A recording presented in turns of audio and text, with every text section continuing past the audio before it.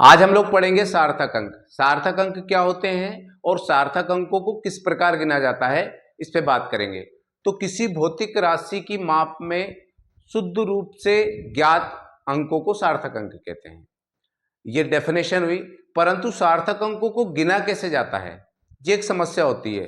तो इसके लिए हम कुछ 7 नियमों की बात करेंगे। इन 7 नियमों के द्वारा आसानी से हम सार्थक अंकों को गिन सकते हैं। तो पहले नियम की बात करते हैं। पहला नियम है, सभी अशून्य अंक सार्थक अंक होते हैं। मतलब जितने भी अंक ऐसे हैं जिनमें जीरो नहीं होता, वो सभी सार्थक अंक होते हैं। जैसे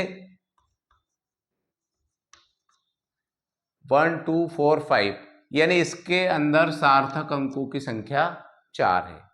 इसके अंदर कोई जीरो नहीं है, इसका मतलब यह है कि यहां सार्थक अंकों की संख्या 4 है। तो ऐसे सभी संख्याएं या जिनमें कि अशून्य हो, मतलब जीरो ना हो, वो सभी सार्थक अंक में गिने जाते हैं। दूसरा है, दो अशून्य संख्याओं के बीच के सभी शून्य सार्थक अंक होते हैं। यदि दो अशून्य संख्याएं, मतलब दो संख्याएं जीरो नहीं है, तो उनके बीच में जितने भी जीरो होंगे वो सभी सार्थक अंक कहलाएंगे। जैसे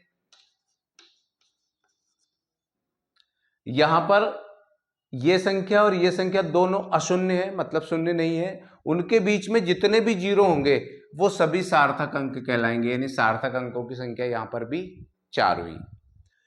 अगला है हमारा, सार्थक अंकों की संख्या पर दशमलव की स्थिति का कोई प्रभाव नहीं पड़ता।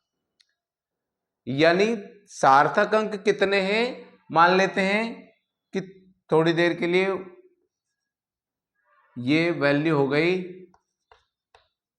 12.5। यदि इसको 1.25 लिखेंगे तो भी सार्थक अंकों की संख्या वही होगी, और यदि इसे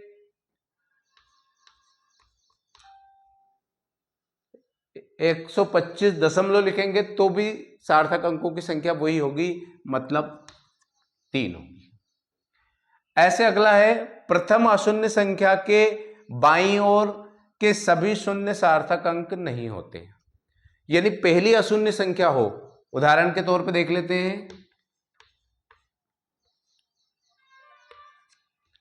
यहां पे यदि हम काउंट करें तो पहली अशून्य संख्या क्या है, 1। 1 के बाईं ओर, मतलब यहां से बाईं ओर यानी इस तरफ, तो इस तरफ के जितने भी जीरो हैं वो सारे जीरो जो है वो सार्थक अंक में काउंट नहीं होंगे। इस प्रकार यहां पर सार्थक अंकों की संख्या 2 होती है।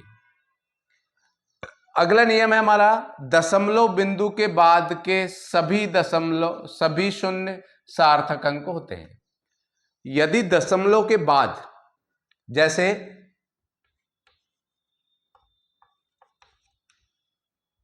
दशमलव के बाद यहां है, तो दशमलव के बाद जो जीरो होगा वो सार्थक अंक कहलाएगा। यानी यहां सार्थक अंकों की संख्या हो गई 4। या ऐसे मान लेते हैं हम, तो यहां सार्थक अंकों की संख्या हो गई, यानी दशमलव के बाद 2 है तो सार्थक अंकों की संख्या हो गई 5। यानी सीधा नियम है, दशमलव बिंदु के बाद के सभी सार्थक अंक जो है, जो सभी अंक सार्थक अंक कहलाएंगे। फिर अगला है, बिना दशमलव वाली पूर्ण संख्या में अंतिम शून्य सार्थक अंक नहीं माने जाते। ऐसी संख्या लिखी हुई है, तो यहां पर ये 2 जीरो जो है वो सार्थक अंकों में काउंट नहीं होंगे, यानी सार्थक अंकों की संख्या हुई 2। परंतु इसको दूसरे तरीके से ऐसा लिख सकते हैं, 1.5 इंटू 10 की पावर 3, 1.500 इंटू 10 की पावर 3, ऐसा लिख सकते हैं। इसका मतलब यह है कि यहां पे संख्या कितनी हो गई, 1 2 3 4, यानी सार्थक अंकों की संख्या क्या है, 4। तो ऐसे केस में पहले हमें दशमलव देखना पड़ेगा कि दशमलव कहां है।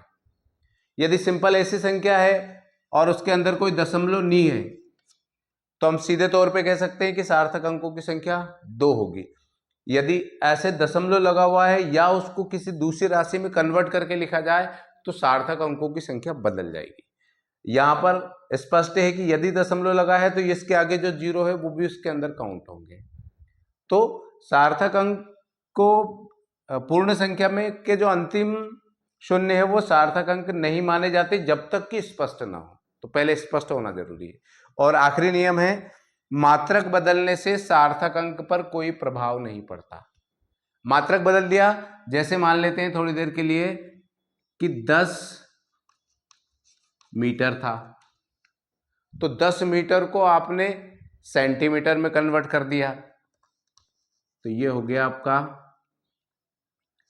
100 सेंटीमीटर, 1000 सेंटीमीटर।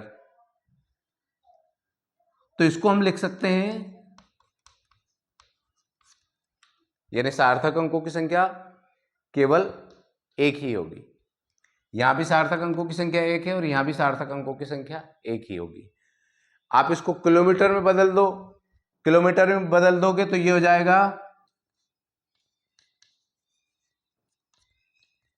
10⁻², यानी 1 × 10⁻²। तो ये भी जो है मात्रक बदलने से कोई फर्क नहीं पड़ने वाला है।